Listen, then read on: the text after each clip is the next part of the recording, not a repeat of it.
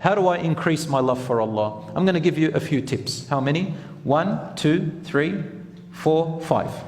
Just 5 tips on how to increase your love for Allah, so that your love in your heart for Allah guides your actions automatically without even trying. Number 1, since you're all internet savvy? Is that what you say? Yeah. So you go on internet, go on Google and write Allah loves, and see what comes up. You're going to get at least 13 things that Allah loves. Try to work on them. Then type Allah hates. You're going to get a list.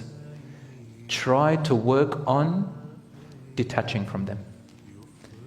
And watch how your love for Allah will increase. Number 2, increase your regular dhikr. Do you know what dhikr is? Remembrance of Allah. Remembrance of Allah is in the heart and the tongue. Some people say, when they pray, for example, and they recite Quran in their salat, that's called dhikr. Or they say, Subhan Rabbil Azim, that's called dhikr. But they don't move their mouth. They just say it with their heart. No, you have to say it with your mouth. Number 1, it's the sunnah of the Prophet ﷺ, and it's an obligation. Just like if you don't swear with your mouth or lie with your mouth, you will not get sinned. It stays in here. Same, if you think of something good, then say it. Dhikr, then it will count. And there's something about the connection between the mouth and the heart, by the way, when you say it to yourself. When you love someone, you always mention them. You always text them. Isn't that correct? You'll call them. You like to see them because you're remembering. How do you remember Allah when you don't see Him or perceive Him? Through these words, dhikr, that are special to Him. Number 3, do your prayers on time as much as you can. You might miss here and there a few prayers doing half an hour later. Try to do them on time. Here's one thing. Get into regular habit as much as you can, not 100%, 70%, that when the prayer hits, you leave everything you're doing. Wallahi, you'll be more productive if you do leave it and go and pray and come back. Number 1, you re-energize your thought process. You rest. Number 2, you get to move around.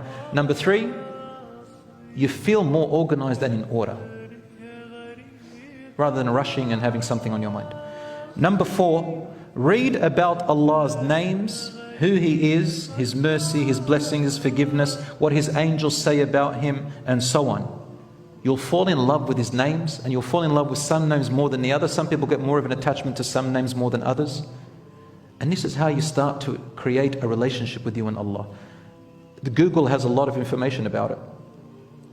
And lastly, number 5, you must recite the Quran every day. The words of Allah is your speech with Allah. وَمَنْ أَحْسَنُ مِنَ اللَّهِ قَوْلًا. Who is the best than Allah's speech? Recite the Quran. If you don't know how to recite it in Arabic, recite the ones you've memorized. Recite Al-Fatiha. One Sahabi companion, he used to recite Qul Huwallahu Ahad in his prayer. Always, like no matter what he recited Fatiha, another surah, but he'll always say Qul Huwallahu Ahad in the first 2 rakahs. The angel told Rasulullah that you have a companion here who is infatuated, this is halal infatuation, with Qul Huwallahu Ahad. Ask him why. So he comes up, says, who is that keeps reciting Al-Ikhlas? Said, me, Ya Rasulullah. Have I done anything wrong? He goes, no, you've actually hit the nail, in other words. But that can only happen at the time of the Prophet ﷺ. He said, you recited Al-Ikhlas. He says, why? He says, I love it, Ya Rasulullah. I love Al-Ikhlas. I love how it tells me how God is just so one and unique and the only one, and just does something to me. He said, the angel has come to tell me that he loves you for loving Surah Al-Ikhlas. So you will have an attachment to something than the other.